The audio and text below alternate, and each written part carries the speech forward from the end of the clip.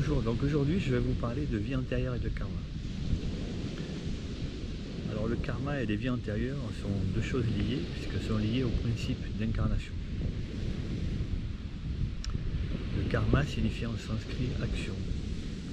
C'est un terme commun qu'on va retrouver dans de nombreuses philosophies religieuses de l'Inde, dont l'hindouisme et le bouddhisme.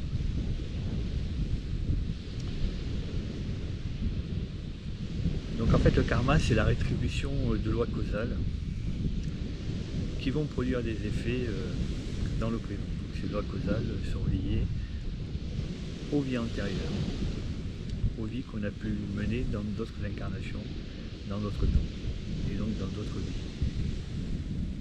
Donc voilà pourquoi en fait les vies antérieures et le karma sont liés. Ils sont liés par ce principe d'incarnation et de réincarnation permanente. Alors, les vies antérieures, ce sont donc les mémoires en fait de ces existences vécues dans le passé. Et donc ce sont les mémoires de l'âme qui s'est incarnée dans l'être sensible, dans la personne, pourvu cette incarnation. Donc c'est l'âme qui porte les mémoires de toutes ces incarnations et donc de toutes ces vies antérieures.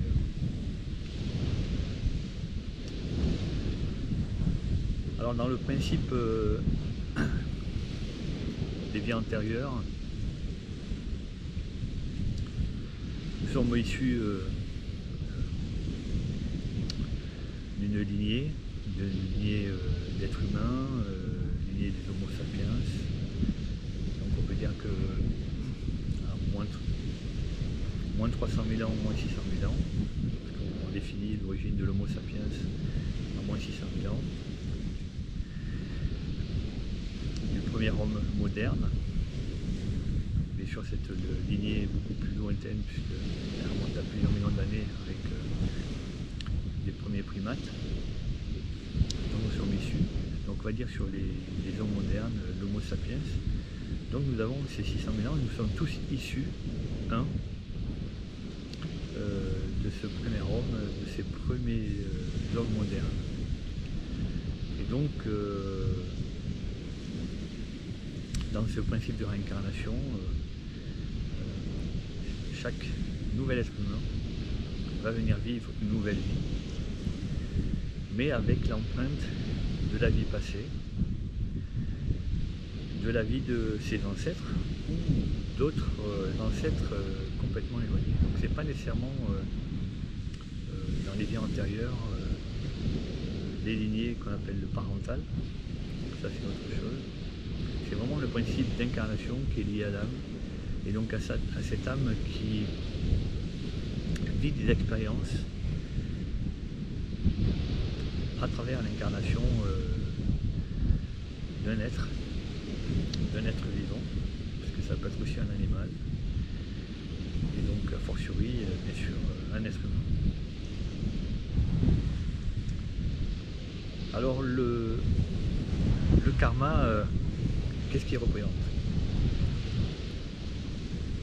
Le karma est une forme de conditionnement, c'est-à-dire que dans son existence, on va avoir des choses à dépasser, puisque c'est le principe d'incarnation de l'âme, puisque l'âme vient faire une expérience à travers cette incarnation. Donc l'âme, on va dire que c'est un esprit, c'est l'esprit de la vie, donc c'est un être spirituel. L'incarné est un être de chair, est un être de matière, c'est un être terrestre. C'est un être biologique. Mais c'est aussi un être qui porte des mémoires, on va dire des mémoires vibratoires, des mémoires cellulaires dans son ADN. Donc là, qui sont proprement liées au vécu ancestral. Donc il y a plusieurs choses en fait qui s'associent ou qui vont se mélanger dans l'incarnation. Il y a ces fameuses mémoires qui sont liées aux cellules, à la mémoire de l'ADN qui est transmise par les parents. Donc là on est dans une lignée directe. Et il y a une autre mémoire, qui est cette mémoire du vie antérieure, qui est portée par l'âme.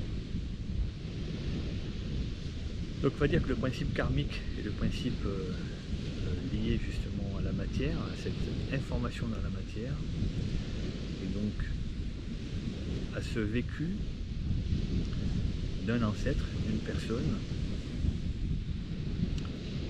et donc et qui va devoir affronter des obstacles dans sa vie, et qui va plus ou moins réussir à franchir ces obstacles, ou ces difficultés, ou ces événements, ou ces accidents.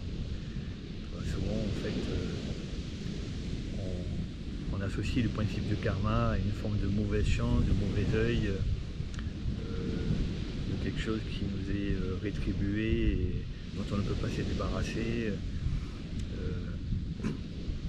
comme d'une mauvaise énergie qui nous fait qu'on rate à chaque fois, on ne peut par exemple pas gagner d'argent, ou il ne n'arrive que des malheurs, que des accidents, etc.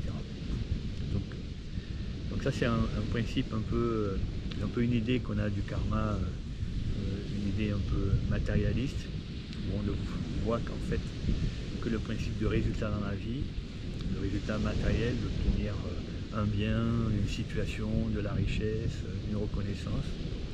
C'est-à-dire que voilà, c'est lié purement à un objectif mental et à une condition sociétale. Le karma est quelque chose en fait de beaucoup plus subtil et beaucoup plus profond que ça, puisque le karma en fait n'est pas vraiment une barrière ou un obstacle, mais il est juste un objet, une forme de conditionnement, une forme de scénario que l'être incarné, c'est-à-dire que quand l'âme vient s'incarner dans l'être, cet être aussi accepte de jouer ce scénario du karma. Et donc ce scénario du karma qui se répète depuis la nuit des temps et que l'on va soit jouer complètement, soit qu'on va essayer de déjouer. C'est-à-dire que le principe du karma, c'est justement de s'en débarrasser, de ne plus reproduire ce principe de conditionnement et de mécanique karmique.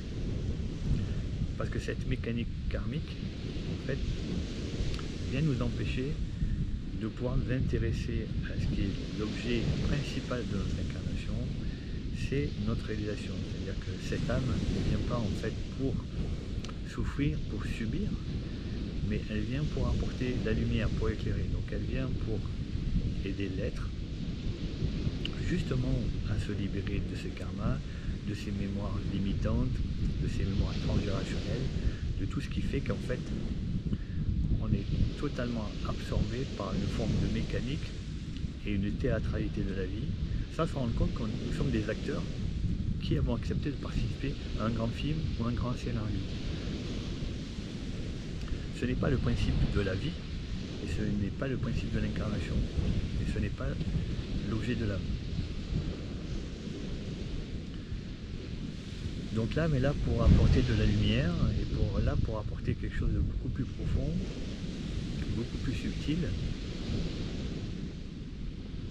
et justement arriver à ce qu'elle puisse prendre du recul, ou est-ce qu'elle arrive elle aussi à prendre du recul sur sa situation d'incarnation. C'est-à-dire que l'âme, quand elle s'incarne, se trouve aussi piégée dans ce système d'incarnation et se trouve piégée dans ce système karmique. C'est-à-dire qu'il y a une forme de remise à zéro quand l'âme s'incarne dans l'être, dans l'enfant qui va naître, quand elle choisit vraiment de rester là et de venir habiter, de venir apporter la vie, parce que sans cette incarnation de l'âme, sans cette âme qui descend, il n'y a pas de principe de vie dans l'être sensible, que ce soit un animal ou que ce soit un être humain. Donc cette âme, quand elle s'incarne, elle oublie quelle est la lumière. Et en fait, elle va endosser complètement ce principe de l'être avec tout son potentiel personnel, tout son potentiel de réalisation, tout son potentiel d'intelligence, tout son potentiel vibratoire, mais aussi tout son passé. C'est-à-dire que toutes ses mémoires de vécu, des lignées parentales, des lignées ancestrales, et donc de ce principe aussi karmique.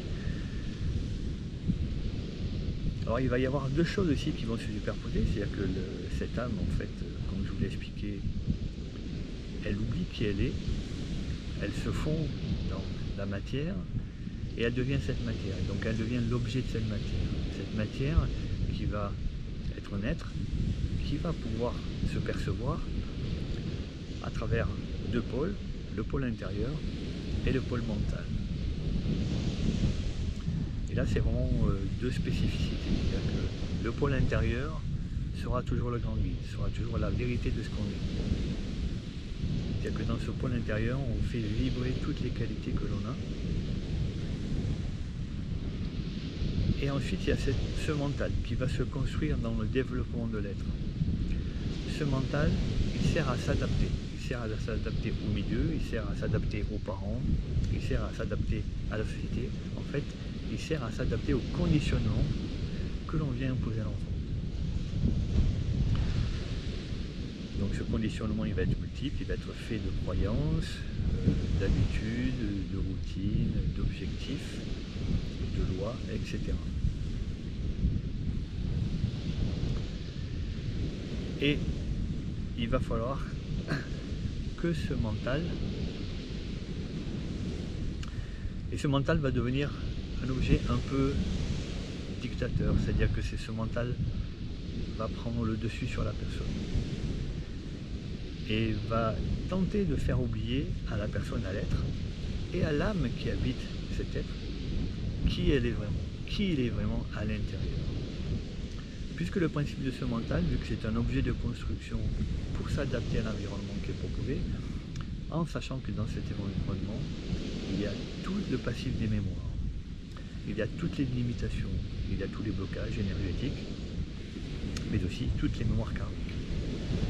Donc ça veut dire que ce mental, en fait, il va chercher perpétuellement à évoluer dans ce système, mais pour éviter de souffrir, pour éviter qu'il y arrive des pépins. Donc il est dans un principe d'évitement, de fuite. Malheureusement, comme ce mental est conditionné à ces événements, à ces mémoires, bien entendu, il va se tromper, il va faire des fautes. Et c'est là où le principe karmique va apparaître. C'est-à-dire que le principe karmique, qui est vraiment l'objet pur du conditionnement, qui est un scénario, il va se présenter chaque fois que l'être va avoir besoin de trouver sa voie de libération, va chercher à explorer vraiment qui il est et faire des choix qui sont propres à l'intérieur et en accord avec l'adéquation de ce que est son âme.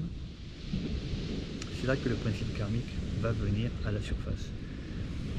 Il va venir à la surface pour mettre l'être dans l'épreuve et mettre aussi l'âme dans l'épreuve. C'est-à-dire que c'est l'âme qui amène l'éclairage. C'est-à-dire que dans ce principe d'incarnation, le karma est un objet qui vient se présenter à un certain moment où on doit faire un choix. Soit on fait un choix de vérité intérieure, soit on continue à se trahir. Et donc souvent ce principe de karma, il est assez violent, parce que ce choix il est primordial. Soit on continue à faire semblant, donc à jouer ce jeu, à rester dans ce scénario, dans ce film, à continuer à faire l'acteur, comme l'ont fait nos parents, les ancêtres, etc. Soit on évolue et on essaye d'avancer sur son propre chemin, sur sa propre inspiration, et dans ce que notre âme peut nous apporter et peut nous guider. Donc voilà un peu ce à quoi sert le karma. Le karma en fait est un révélateur. C'est pas en fait une sanction, un mauvais œil ou un sort du destin. C'est vraiment un élément qui permet de prendre conscience que nous ne sommes pas cette matière qui quelque part est formatée, où tout est écrit à l'avance, mais que nous sommes bien plus. Donc ce bien plus, c'est vraiment notre âme qui va nous amener cet éclairage-là. Notre corps, en fait, l'incarnation est un corps vibratoire, est un corps énergétique, est un corps de réalisation. Donc l'âme est là pour guider ce corps, c'est une forme de véhicule en fait. L'âme se sert de ce véhicule pour réaliser certaines choses, c'est ce qu'on appelle une mission de vie.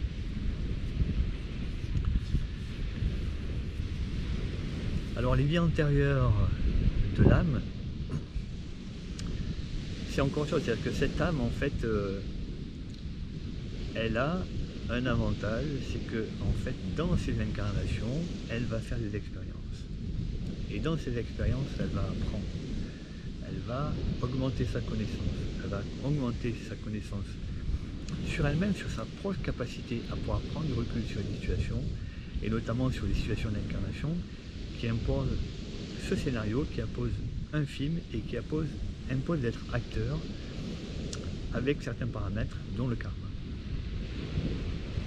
Les différentes vies incarnées, les mémoires d'incarnation, de vie antérieure, servent à l'âme à progresser, à tirer les leçons du passé et à ne pas refaire les mêmes erreurs, à ne pas retomber dans les mêmes pièges et à ne pas être dans les mêmes conditions.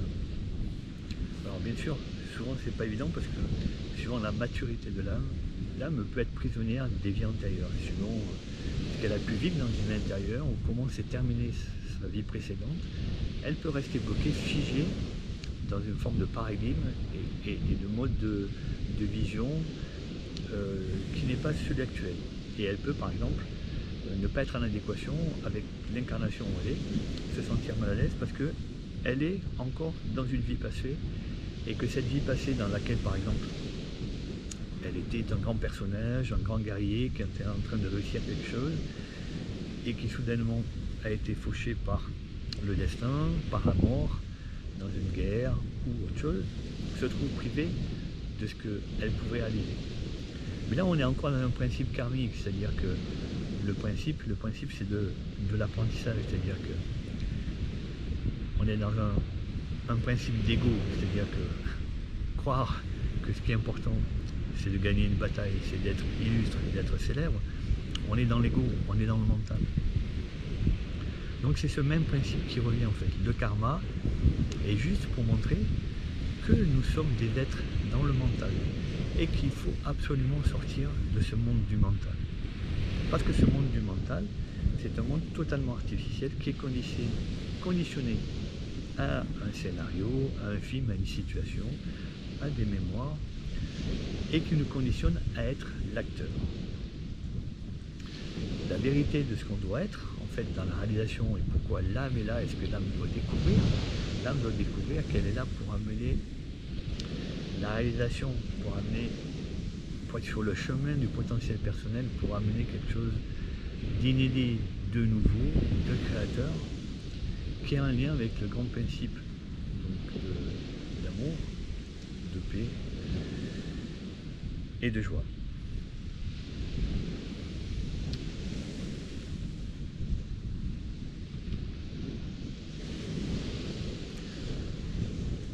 Donc vraiment une âme qui va réussir à se dégager de cette empreinte karmique, de cette incarnation, c'est-à-dire que lorsqu'elle arrive à prendre de la distance avec l'être incarné et surtout les situations qu'elle joue dans cette incarnation, qu'elle arrive à prendre conscience qu'elle est actrice, elle va s'éloigner. Et en s'éloignant, elle va comprendre qu'elle peut continuer à vivre et que justement, elle ne va plus être sujette à des conditionnements et surtout à des obligations, mais elle va pouvoir vraiment amener l'être sur son propre chemin. C'est un chemin de libération, qui est un chemin de réalisation.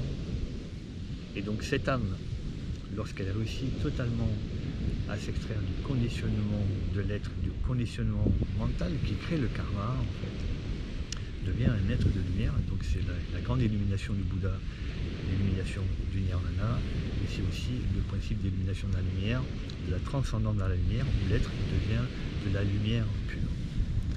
Voilà. Et donc à partir de là, cette âme n'a plus besoin à nouveau de s'incarner, puisqu'elle a compris le principe de l'incarnation. Voilà, je vous remercie.